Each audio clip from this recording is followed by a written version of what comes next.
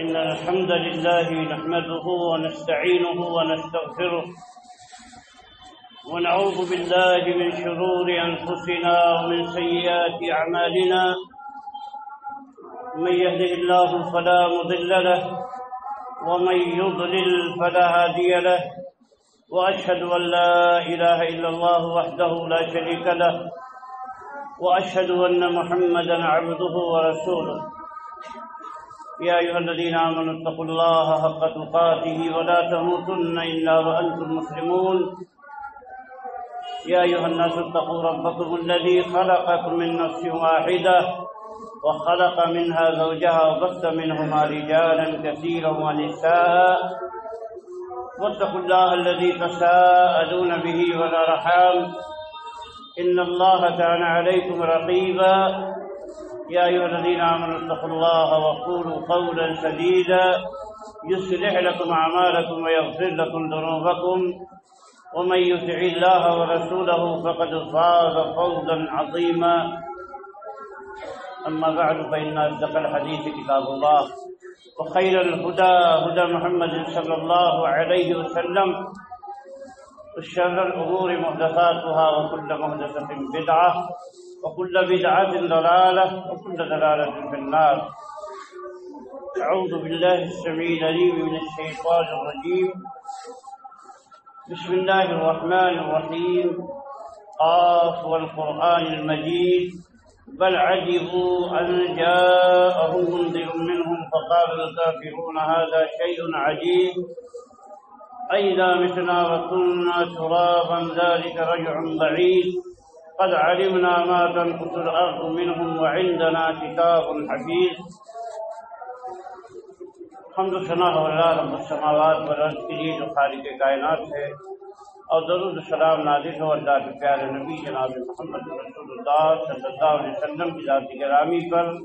جنہیں بشیر و نذیر بنا کر بھیجا گیا. محترم حضرات، اللہ تعالی اس کائنات کا خالق و مالک ہے، اور اس دنیا میں اللہ تعالیٰ نے اپنی مرضی کے مطابق مخلوقات کو پیدا کیا ہے، اور ان میں سے اللہ تعالیٰ نے اپنی حکمت اور اپنے علم کے مطابق جس کو جو درجہ اور مقام دینا چاہا ہے وہ عطا کیا ہے. ارشاد فرماتا ہے اللہ تعالیٰ کہ ربک یخلق ما یشاء و یختار، تیرا رب جو چاہتا ہے پیدا کرتا ہے اور جسے چاہتا ہے منتخب کر دیتا ہے. اللہ نے ساری دنیا بنائی ہے، لیکن دنیا میں احب البلاد الی اللہ مساجدھا، دنیا میں سب سے پیاری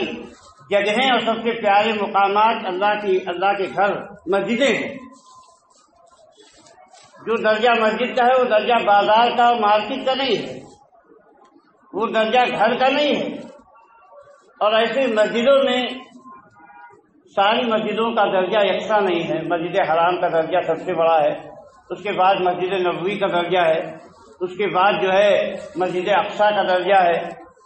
تو یہ اللہ تعالیٰ نے درجات بنائے ہیں مقامات میں بھی، اور مکہ کو اللہ تعالیٰ نے حرم بنایا، ایسے مدینے کا بھی حرم ہے. یہ اللہ تعالیٰ کے اختیار اور انتخاب کی چیز. ایسے ہی اللہ تعالیٰ نے ارشاد فرمایا کہ تلک الرسل فضلنا بعضهم علی بعض. رسول اللہ کے منتخب بندے ہوتے ہیں، تمام بندوں میں سب سے زیادہ چنے ہوئے رسول اور انبیاء ہوتے ہیں، لیکن ان میں بھی اللہ تعالیٰ نے درجہ بندی کر رکھی ہے. تلک الرسل فضلنا بعضهم علی بعض. یہ رسول ہیں جن میں سے ہم نے بعض کو بعض پر فضیلت دی. ایسے ہی اللہ تعالیٰ کے سارے دن اللہ تعالیٰ کے پیدا کیے ہوئے ہیں، ایام اور مہینے سب اللہ تعالیٰ کے پیدا کیے ہوئے ہیں. اللہ تعالیٰ نے قرآن مجید میں ارشاد فرمایا کہ ان عدت الشہور عند اللہ 12 شہرا فی کتاب اللہ منها 4 حرم ذلک الدین القیم فلا تظلموا فیہن انفسکم. فرمایا کہ مہینوں کی گنتی اللہ کے نزدیک 12 ہے. یوم خلق السماوات والارض، اسی دن سے جب سے اللہ تعالیٰ نے آسمانوں اور زمین کو پیدا فرمایا، اسی وقت سے اللہ کے ہاں مہینوں کی گنتی 12 ہے۔ 12 مہینے اللہ نے مقرر فرمائے اور جن میں سے 4 مہینے حرمتوں والے، فرمایا کہ یہی سیاہ دین ہے اور ان میں خاص طور سے اپنے آپ پہ ظلم نہ کرو۔ کبھی بھی ظلم نہیں کرنا ہے، لیکن حرمتوں والے مہینے کا احترام زیادہ لازم ہے کہ آدمی اس میں جو ہے اس کی حرمت کا پاس و لحاظ رکھے۔ اور اللہ کے نبی صلی اللہ علیہ وسلم نے بھی فرمایا کہ السنۃ 12 شہرا منها 4 حرم ثلاثة متوالیات ذو القعدة وذو الحجة والمحرم ورجب مضر الذي بین جمادی و شعبان۔ فرمایا کہ مہینے 12 ہیں، جن میں سے 4 حرمتوں والے مہینے ہیں اور ان میں سے 3 مسلسل پے در پے ہیں، ذوالقعدہ، ذوالحجہ اور محرم، اور رجب ہے جو جمادی آخر اور شعبان کے بیچ میں آتا ہے۔ یہ مہینے اللہ تعالیٰ کے ہاں 4 حرمت والے ہیں، اور اس مہینے کا احترام جاہلیت میں بھی ہوتا تھا، لیکن چونکہ جاہلیت کا مطلب بدنظمی اور انارکی ہے، وہ منمانی زندگی گزارنے کے قائل تھے اور ان کے پیر پگارے ان کو جو ہدایات دیتے تھے یا ان کے لیڈران جو ہدایت اپنے پیر پگاروں سے لینا چاہتے تھے لے لیا کرتے تھے، تو مہینوں میں وہ عدل بدل کر دیا کرتے تھے۔ حرمت والے مہینے کو آگے بڑھا دیا، اس میں جنگ کر لی، خاص طور سے محرم کے مہینے میں ایسا کیا کرتے تھے۔ تو اللہ کے نبی صلی اللہ علیہ وسلم نے سب مہینوں کو اپنی جگہ پہ ٹھیک بیٹھا کے بتا دیا کہ یہ مہینے ایسے ایسے ہیں، اور آج جو ہے وہ ایام اپنی اصل حالت پہ لوٹ آئے ہیں جس پہ اللہ نے کو پیدا کیا ہے، اور اب اس میں کوئی تبدیلی جو ہے وہ جائز نہیں ہے، بلکہ کفر کے یہ کفر ہے کہ آدمی جو ہے اللہ کے بنائے ہوئے مہینوں میں تبدیلیاں کرے، اس کو الٹ پلٹ کر دے۔ انما النسیء زیادۃ فی الکفر کہہ کے اللہ تعالیٰ نے یہ صاف اور واضح احکام دے دیے۔ اللہ کے نبی صلی اللہ علیہ وسلم نے بھی حکم دیا کہ ان کی حرمت کا پاس و لحاظ رکھا جائے، اور اس میں خاص طور سے ذی الحجہ کے بارے میں بہت سی فضیلتیں آئی ہیں جو آپ نے پچھلے خطبوں میں سنی ہوں گی۔ ایسے ہی ماہ محرم بھی حرمت والا مہینہ ہے، اور اللہ کے نبی صلی اللہ علیہ وسلم نے فرمایا کہ افضل الصیام بعد رمضان شہر اللہ المحرم۔ مسلم کی روایت ہے کہ سب سے افضل روزے رمضان کے بعد ماہ اللہ کے مہینے محرم کا روزہ ہے، محرم کے روزے ہیں۔ تو گویا محرم میں روزہ رکھنا ایک افضل کام ہے، اور پورے محرم کی بات ہے کہ ایک عام فضیلت ہے آدمی جب چاہے روزہ رکھے، لیکن اس میں کچھ خاص دن بھی مقرر ہیں جن میں اللہ کے نبی صلی اللہ علیہ وسلم سے روزہ رکھنا یا روزہ رکھنے کا حکم ثابت ہے۔ 10ویں محرم کی جو تاریخ ہے وہ زمانے جاہلیت ہی سے محترم سمجھی جاتی، مکہ والے بھی 10ویں تاریخ کا احترام کرتے تھے، بلکہ بعض روایات کے مطابق خانہ کعبہ کا غلاف بھی اسی دن بدلا جاتا تھا، اور لوگ روزہ بھی رکھتے تھے، اللہ کے نبی صلی اللہ علیہ وسلم بھی روزہ رکھتے تھے۔ پھر جب آپ مدینہ تشریف لائے تو آپ نے دیکھا کہ یہاں یہودی لوگ بھی اس روزے کا اہتمام کرتے ہیں، تو آپ نے پوچھا کہ آخر تم لوگ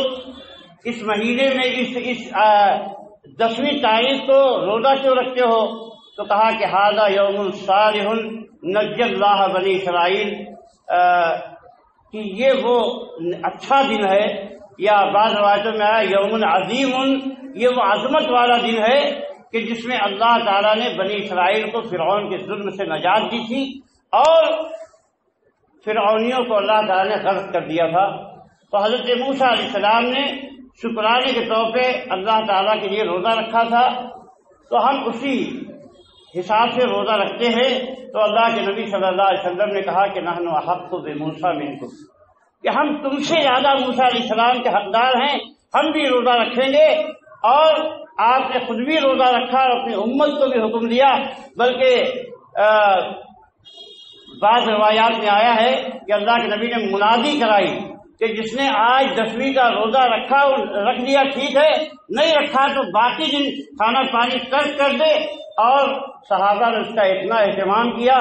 کہ وہ کہتے ہیں کہ ہم اپنے بچوں کو بھی روزہ رکھواتے تھے اور ان کے لیے اون کا یا روئی کا کھلونا بنا دیتے تھے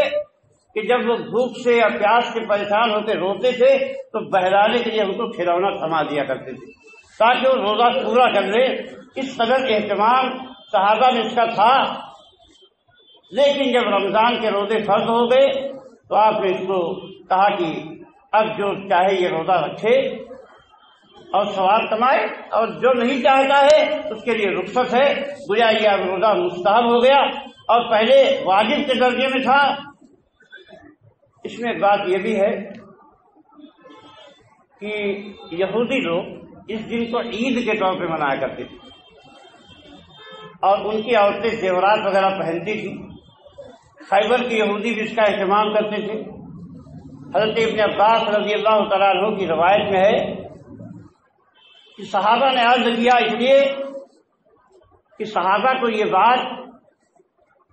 اچھی طرح ازبر ہو گئی تھی، آپ نے اتنی بار انہیں سمجھایا تھا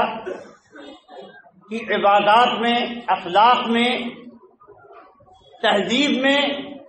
ہمارا طریقہ بالکل الگ ہے۔ سارے ادیان اور سارے مذاہب سے، اور آپ نے نام لے کر یہود و نصارہ کی مخالفت کا حکم دیا تھا، بہت سارے مسائل میں مجوسیوں کی مخالفت کا حکم دیا تھا، مشرکوں کی مخالفت کا حکم دیا تھا، اور امت میں یہ بات راسخ ہو گئی تھی کہ امت اپنے عقیدے میں، اپنے عمل میں، اپنے اخلاق میں، اپنی تہذیب میں بہت حساس ہے اور بہت ہی سب سے الگ تھلگ ہے، اور انہی احکام پہ عمل کرتی ہے جو اس کو اللہ کی طرف سے ملے ہیں، رسول کی طرف سے ملے ہیں۔ بہت سارے مسائل میں اللہ کے نبی صلی اللہ علیہ وسلم نے یہودیوں کی اور دیگر لوگوں کی مخالفت کا حکم دیا۔ نماز کے سلسلے میں، حج کے سلسلے میں، روزے کے سلسلے میں صاف احکامات بتائے کہ یہودی ایسا کرتے تم ایسا مت کرو، اور مشرک ایسا کرتے تم ایسا مت کرو، مجوسی ایسا کرتے تم ایسا مت کرو۔ تو صحابہ نے جب اس حقیقت کو اچھی طرح سمجھ لیا تو لوگوں نے کہا کہ اللہ کے نبی یہ تو وہ دن ہے 10ویں کا کہ جس میں یہودی لوگ جس دن کی تعظیم کرتے ہیں، بڑا جانتے ہیں۔ تو اللہ کے نبی صلی اللہ علیہ وسلم فرمایا انشاءاللہ آئندہ سال جب آئے گا تو ہم 9ویں کا بھی روزہ رکھیں گے۔ حضرت ابن عباس رضی اللہ عنہ فرماتے ہیں کہ پھر آپ کی زندگی میں اگلا محرم نہیں آیا، اس سے پہلے ہی آپ کی وفات ہو گئی۔ فرمایا تھا کہ لئن بقیت الی قابل یا لئن عشت الی قابل لأصومن التاسع، کہ اگر میں زندہ رہا آنے والے سال میں تو 9ویں کا بھی روزہ رکھوں۔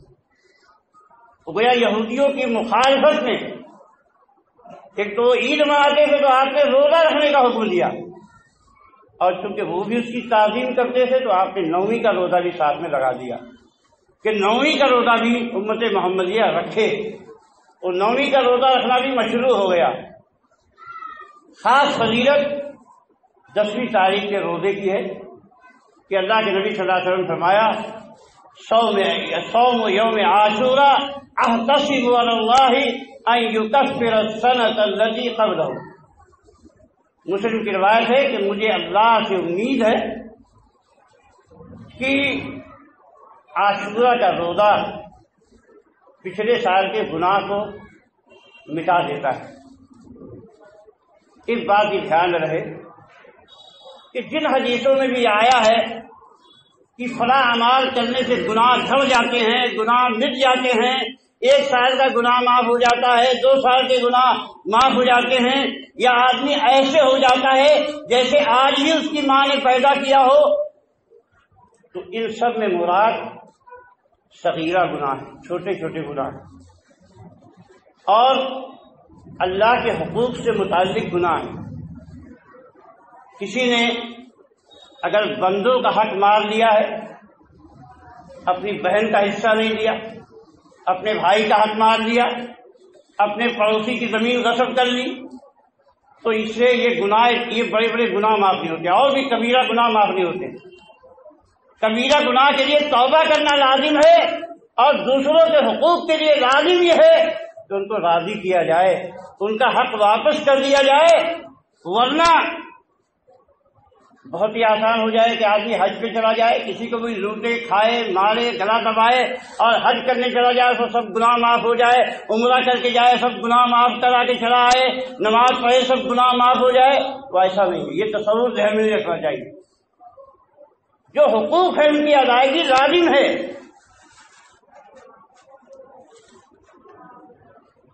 لیکن ساتھ ہی یہ بات بھی ذہن میں رہے کہ اس کو ہلکا بھی نہیں جاننا چاہیے، اس لیے کہ ہمارے پاس چھوٹے گناہ اتنے زیادہ ہیں کہ اگر وہ سب جمع ہو جائیں تو پہاڑ کے برابر ہو جائیں،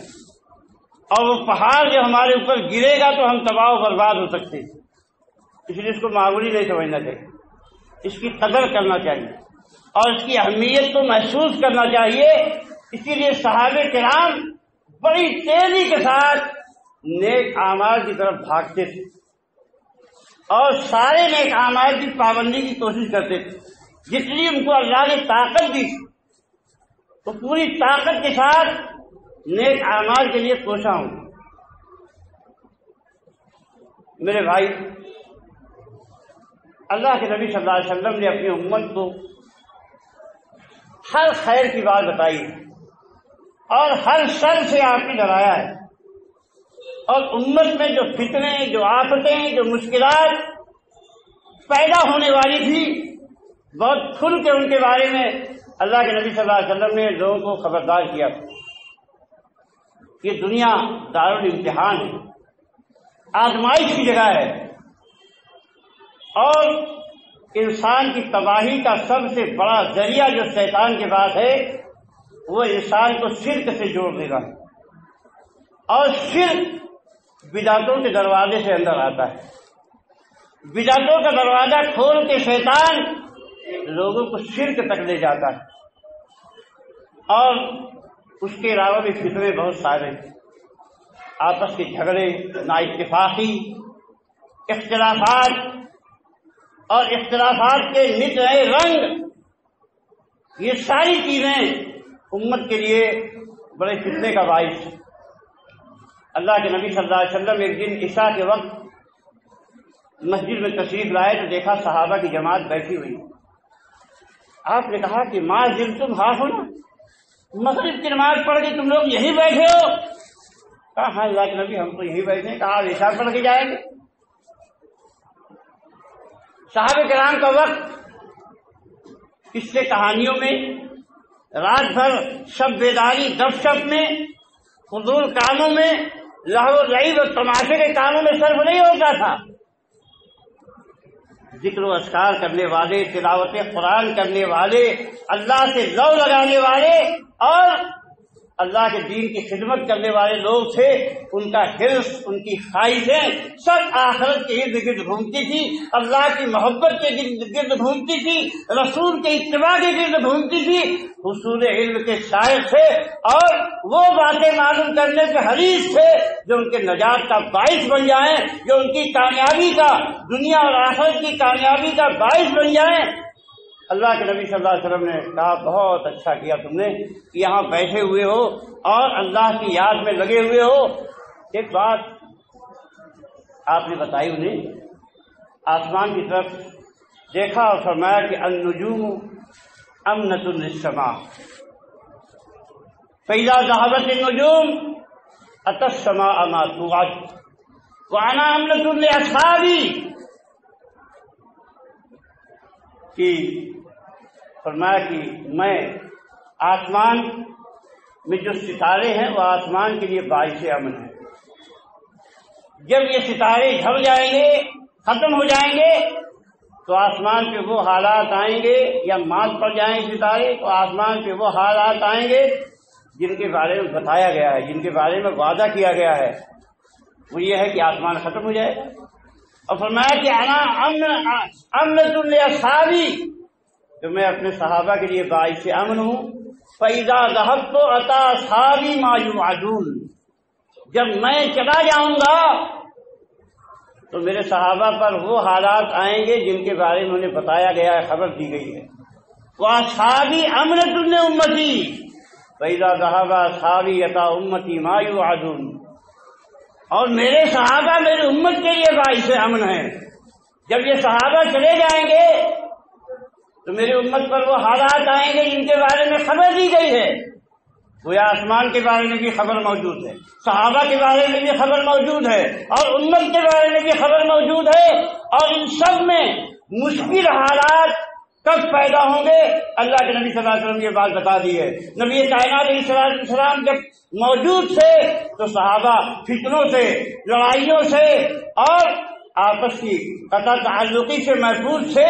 اور دین ان کا مضبوط تھا، اور سارے ایک جٹ ہو کر، متحد ہو کر دین کی خدمت پہ لگے ہوئے تھے۔ اللہ کے نبی صلی اللہ علیہ وسلم کا انتقال ہوا اور فتنے شروع ہو گئے،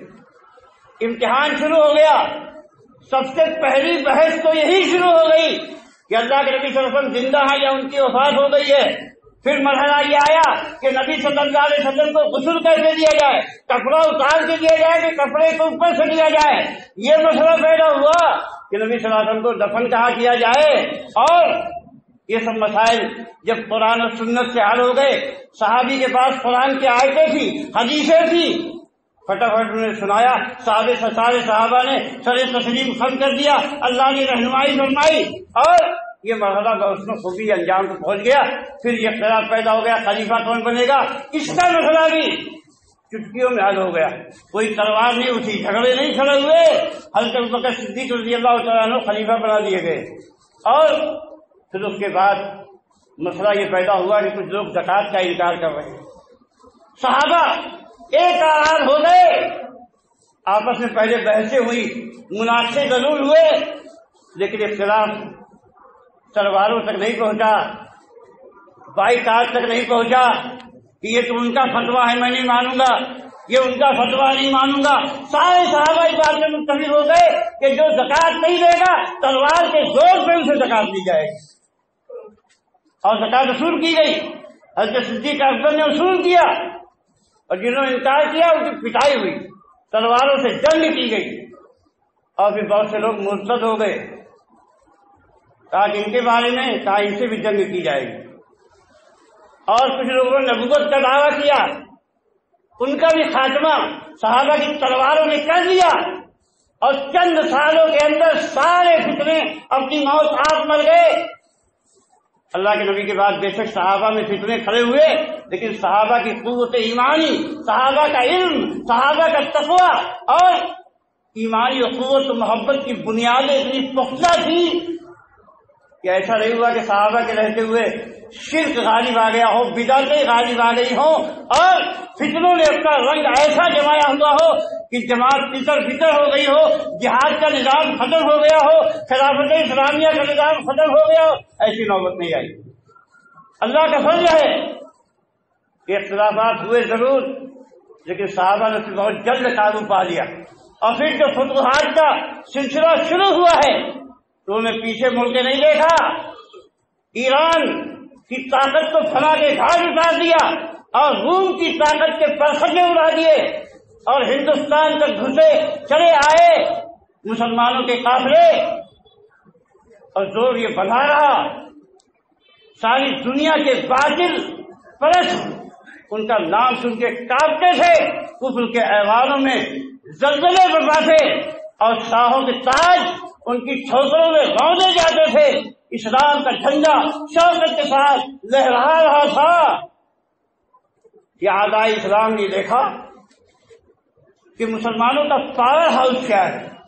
مسلمانوں کو انرجی کہاں سے ملتی ہے. یہ اتحاد و اتفاق، یہ اختلافات اتنی جلدی کیسے نابود ہو جاتے ہیں، کیسے متحد ہو جاتے ہیں. اسٹڈی کیوں نہیں؟ لمبے تجربات رکھنے والے لوگ تھے تاکہ تلوار سے مقابلہ کرنا، جنگی قوت سے مقابلہ کرنا اس قوم کے ساتھ ممکن نہیں ہے. اس میں منافقت کی راہ چلنی پڑے گی. ان کا پاور ہاؤس ان کا عقیدہ ہے، ان کا قرآن ہے، ان کے نبی کی سنتیں ہیں جو ان کو متحد رکھتی ہیں، جو ان کو گمراہی سے بچاتی ہیں. اسی عقیدے پہ سب خون مارنا ہوگا، اسی عقیدے سے ان کو دور کرنا ہوگا. تو کچھ لوگوں نے اسلام کا چولا بدل دیا، اپنے کفر کو اسلام کے لباسے میں چھپایا، بظاہر مسلمان ہو گئے اور سیاسی اور مذہبی دونوں اعتبار سے مسلمانوں کے اندر مسائل پیدا کرنے کے لیے نت نئے طریقے اختیار کیے.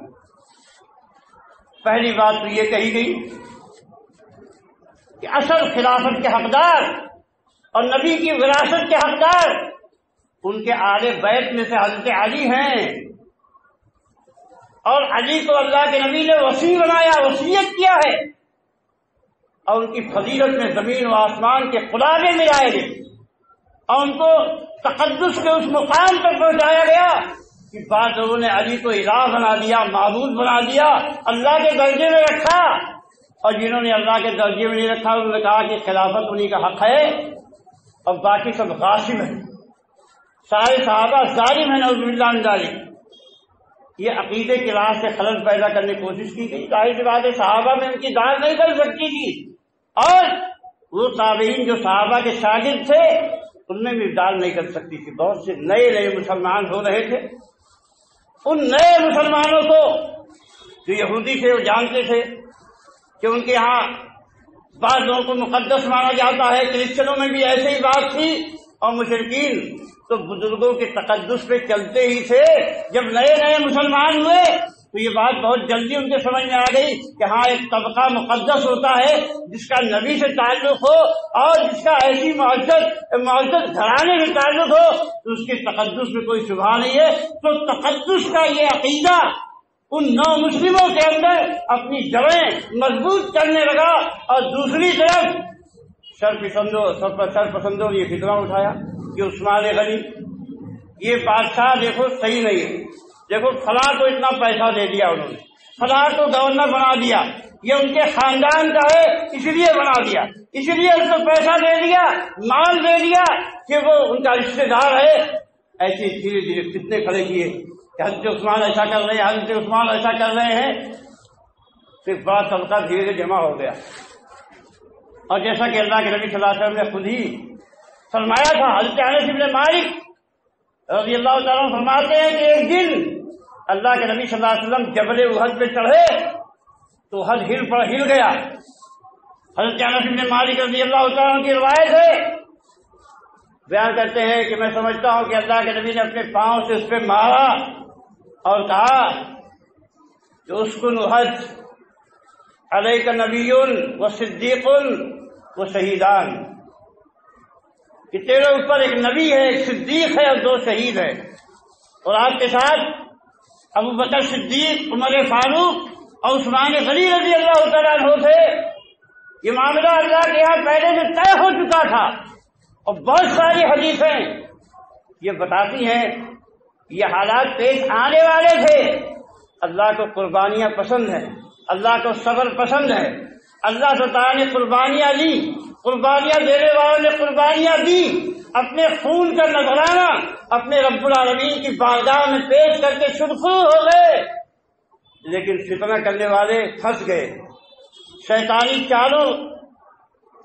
سے مکر کرنے والے اللہ تعالیٰ کے عقاب کا شکار ہو گئے. انہوں نے فتنے پیدا کیے.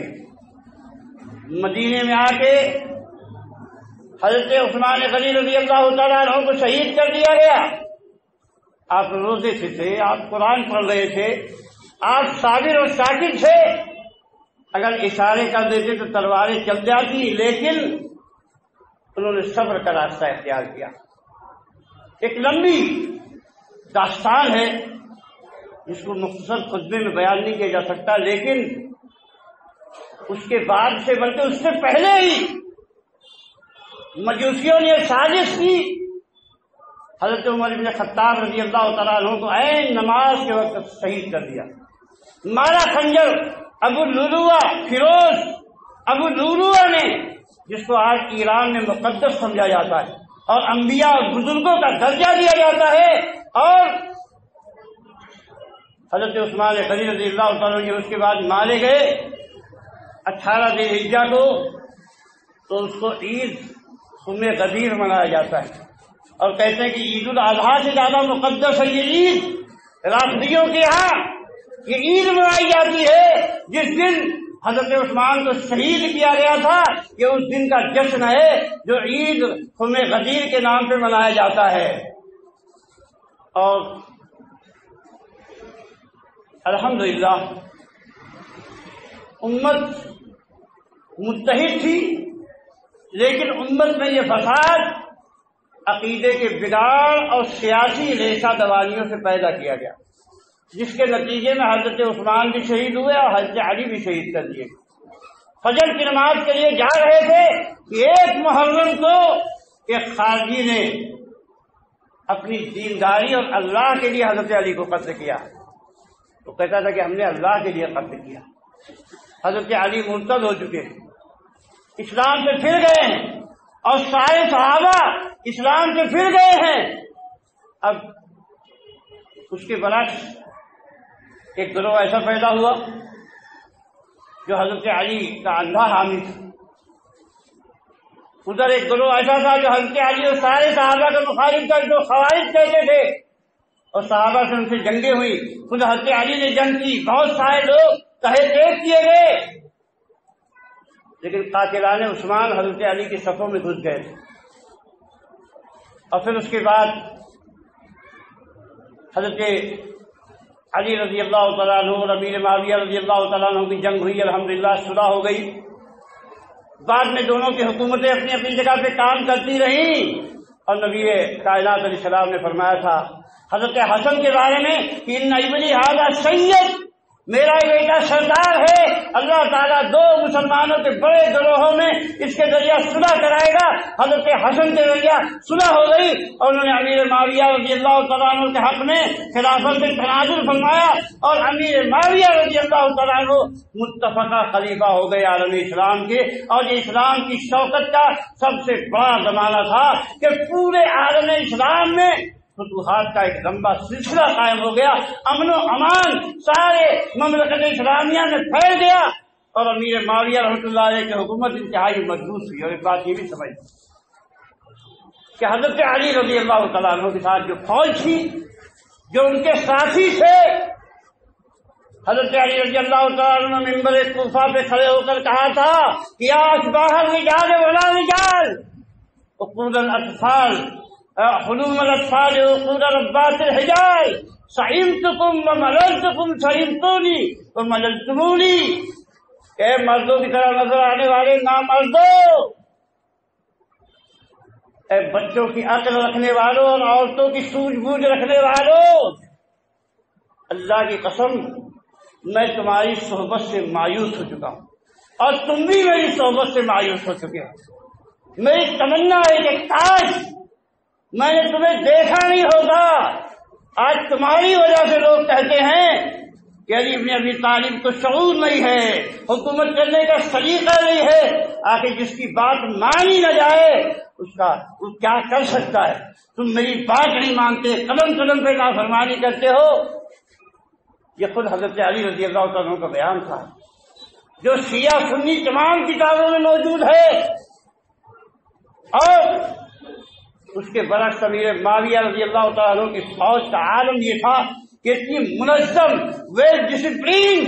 اور اپنی جان ہتھیلیوں پہ لے کے امیر معاویہ کے اشارے سے قربان کرنے کے لیے ہر وقت تیار ہے۔ اور اسی شامی فوج نے بعد میں اسلامی شوکت کے جھنڈے ساری دنیا میں گائے، اور اسی لیے دشمنان اسلام کو یہ فوج اور امیر معاویہ پسند نہیں تھے۔ جب تک اسلام کی شوکت کا زمانہ تھا یہ دبے رہے، لیکن جب 4 صدی ہجری میں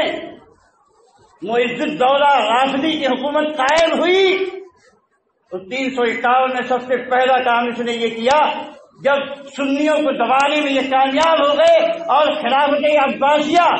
بے دست و پا ہو گئی اور اس رافضی کو غلبہ اقتدار ملا، تو اس نے سب سے پہلے جامع مسجد بغداد میں یہ لکھ کے لٹکا دیا کہ لعن اللہ معاویہ ابن ابی سفیان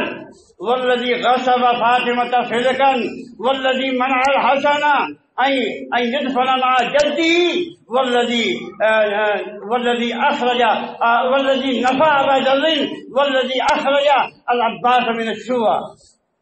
اللہ کی لعنت ہو معاویہ بن ابی سفیان، سب سے پہلا ٹارگٹ معاویہ بن سفیان ابو سفیان۔ اس کے بعد کہا کہ اس پر جس نے فاطمہ سے فدق کو غصب کیا ابو بکر صدیق رضی اللہ تعالیٰ عنہ، اور جس نے حسن کو اپنے دادا کے بعد دفن نہیں کرنے دیا، جس نے ابو ذر کو جلا وطن کیا، اور جس نے عباس کو شورا میں سے نکال دیا، حضرت عمر بھی آ گئے، حضرت عثمان بھی آ گئے، سب کے اوپر لعنت ہو گئی۔ خلیفہ عباسی کچھ نہیں کر سکتا تھا، کسی سنی مسلمان نے اس کو پھاڑ کے پھینک دیا، تو محلبی وزیر نے اس کو مشورہ دیا کہ آپ خالی نام یہاں معاویہ بن ابی سفیان لکھ کے باقی لکھ دیجئے کہ آل بیت کے ظلم کرنے والوں پر اللہ کی لعنت۔ یہ منافقت کا رویہ شروع ہوا اور صحابہ میں تبرہ بازی اور لعن طعن کا عمل شروع ہوا۔ اللہ کے نبی نے صاف کہا تھا کہ لا تسبوا اصحابی فوالذی نفسی بیدہ لو انفق احدکم مثل احد ذہبا ما بلغ مد احدہم ولا نصیبہ۔ کہ خبردار میرے صحابہ کو گالیاں مت دینا، اس ذات کی قسم کی جس کے ہاتھ میں میری جان ہے، اگر تم احد کے پہاڑ کے برابر سونا خرچ کرو تو میرے صحابہ کے 1.5 اور 2.5 کلو غلے کے مقابلے میں تم نہیں پہنچ سکتے ہو۔ تمہارا احد پہاڑ کے برابر کا سونا، جن کی قربانیوں کا اعتراف رب العالمین نے قرآن میں کیا اور انہیں رضی اللہ عنہم ورضوا عنہ کا سرٹیفکیٹ دیا، اور رسول اللہ صلی اللہ علیہ وسلم جن کے بارے میں شہادت دی کہ جن لوگوں نے صلح حدیبیہ جن لوگوں نے بیعت الرضوان کیا تو اس میں سے کوئی آدمی جہنم میں نہیں جائے گا، ان سارے صحابہ کو الگ اعلان گالیاں دی جانے لگی، تبرہ کیا جانے لگا، لعنت بھیجے جانے لگی، اور 351 ہی میں اس نے حکم دیا تھا کہ عید غدیر منائی جائے، عید غدیر، اور 352 میں معز الدولہ احمد ابن بوائے نے دہلوی نے جو رافضی تھا اس نے یہ اعلان کیا کہ ساری عورتیں اپنے گھروں سے بال بکھیرے ہوئے، چہرے پہ چہرہ سیاہ کیے ہوئے، سینہ پیٹتے ہوئے باہر نکلیں اور حضرت حسین کا ماتم کیا جائے۔ حالانکہ حضرت حسین شہید ضرور ہوئے لیکن انہوں نے کبھی بھی اعلان نہیں کیا کہ میں یزید کے خلاف جنگ کرنے جا رہا ہوں، یا یزید لعنتی ہے، یا یزید ظالم و غاصب ہے۔ ایسا اعلان حضرت حسین نے کبھی نہیں کیا۔ وہ ایک غلط فہمی کے نتیجے میں شہید کر دیے گئے۔ کچھ ظالموں نے بے شک آپ کو شہید کیا۔ بہت لمبی باتیں ہیں لیکن میں کہنا یہ چاہ رہا ہوں کہ حضرت حسین رضی اللہ تعالیٰ عنہ کو بہت سارے صحابہ نے، خود ان کے بھائی محمد ابن حنفیہ نے سمجھایا تھا کہ آپ وہاں مت جائیے، لیکن انہوں نے کہا تھا میں ایک خاص مقصد سے جا رہا ہوں جس کو میں جانتا ہوں۔ آپ نے اس مقصد تو ظاہر نہیں کیا، لیکن بعد میں آپ نے کہا کہ اب میں لوٹ جاؤں گا۔ جب یہ خبر ملی کہ مسلم ابن عقیل مارے گئے تو کہا میں واپس جاؤں گا، لیکن ان کے گھر والوں نے کہا کہ نہیں، اب یا تو ہم بھی اپنی جان دیں گے یا جو ہے ان کا انتقام لیں گے۔ آپ چلے گئے، لیکن وہاں جانے کے بعد جب عبید اللہ ابن زیاد کے سپہ سالار عمر ابن سعد سامنے آئے تو انہوں نے کہا کہ میری 3 باتیں ہیں، ایک بات مان لو۔ پہلی بات تو یہ ہے کہ میں جہاں سے آیا ہوں وہاں لوٹ جانے دو۔ دوسری بات یہ ہے کہ کسی سرحد پہ جانے دو جہاں میں جا کے جہاد کروں، یا ایک بات یہ مان لو کہ مجھے یزید کے پاس جانے دو، میں اس کے ہاتھ میں اپنا ہاتھ رکھ دوں۔ یہ تینوں باتیں اس بات کی دلیل ہے کہ حضرت حسین لڑنا نہیں چاہتے، لیکن کوفہ کے باغی اور غدار جنہوں نے حضرت حسین کو بلایا تھا وہ جانتے تھے کہ اگر یزید کے بعد حضرت حسین چلے گئے تو ہماری خیر نہیں ہے۔ انہوں نے اچانک حالات کا رخ موڑ دیا، عبید اللہ ابن زیاد کو مشورہ دیا کہ نہیں، پہلے یہ کہو کہ تمہارے ہاتھ پہ بیعت کرے، پھر اس کے بعد حضرت حسین رضی اللہ عنہ یہ بات گوارا نہیں کی۔ آگے چل کے نتیجہ ان کی شہادت پر منتج ہوا اور بات وہاں ختم ہوئی، لیکن اس کے بعد بھی ان کے گھر والوں نے نہ تو یزید کو قاتل کہا، نہ یزید پہ لعنت کی، نہ دوسرے صحابہ نے۔ اور لعنت کرنا دین نہیں ہے، بلکہ ایک کچھ لوگوں نے آ کے محمد ابن حنفیہ کو ورغلایا کہ آپ ہمارا ساتھ دیجیے یزید کے خلاف، یزید ایسا ہے ویسا ہے، شراب پیتا ہے۔ کہا کہ تم جو کہتے ہو ما رأیت منہ شیئا مما ذکرتم انی حضرت فاقمت عنده فوجدته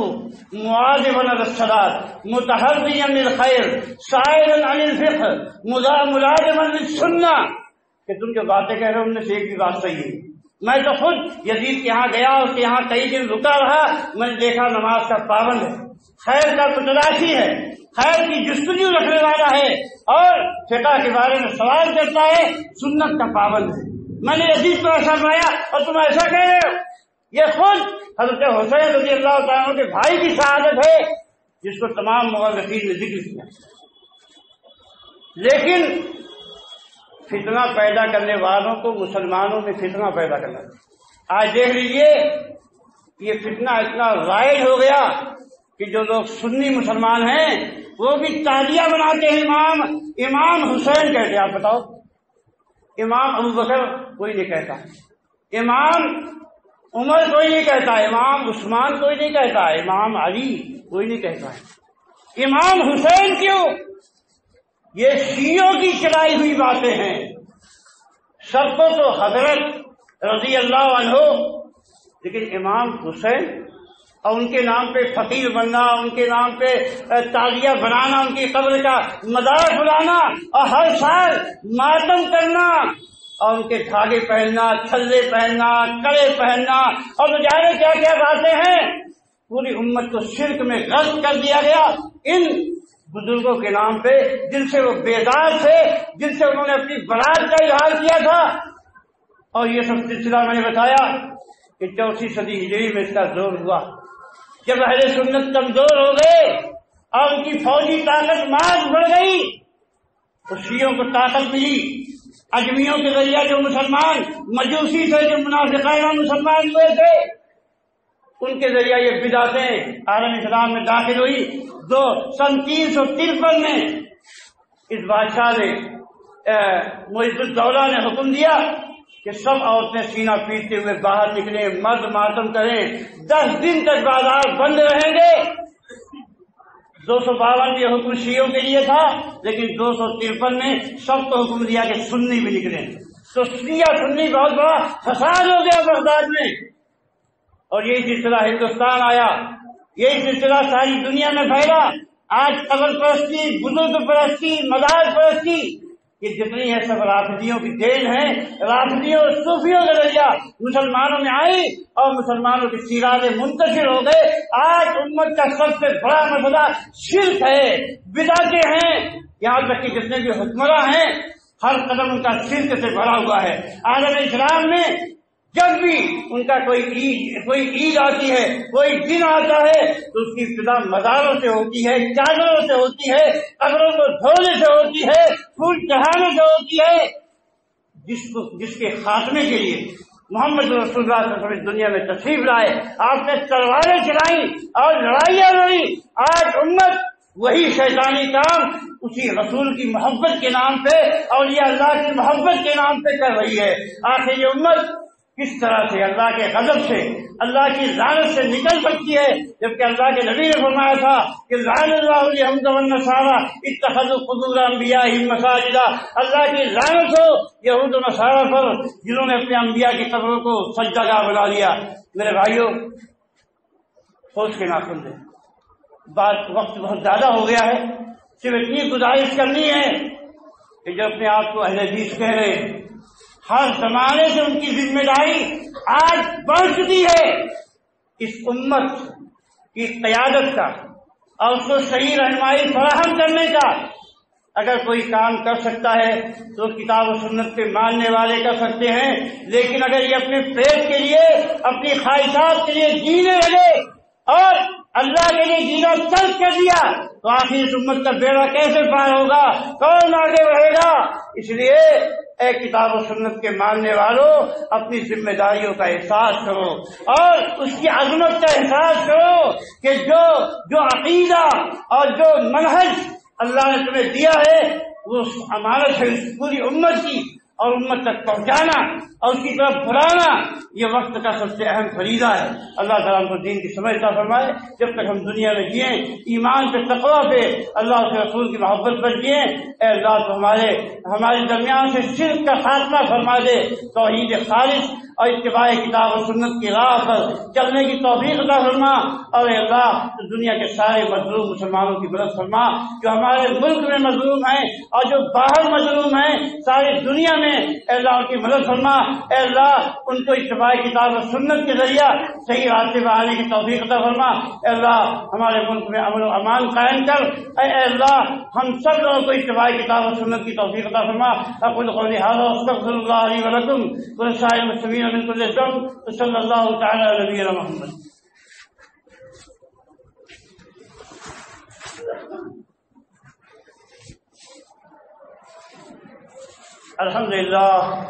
الحمدللہ وحدہ والصلاة والسلام علی من لا نبی بعد، اما بعد۔ اللهم صل علی محمد وعلى آل محمد كما صليت على ابراہیم وعلى آل ابراہیم انك حمید مجید۔ اللهم بارك على محمد وعلى آل محمد كما باركت على ابراہیم وعلى آل ابراہیم انك حمید مجید۔ اللهم انصر الاسلام والمسلمین واخذل الكفرة والمشركين، اللهم دمر ديارهم ومزق جمعهم وخرب بنيانهم وانزل بهم باسك الذي لا ترده القوم المجرمين۔ عباد الله قوموا الى صلاتكم۔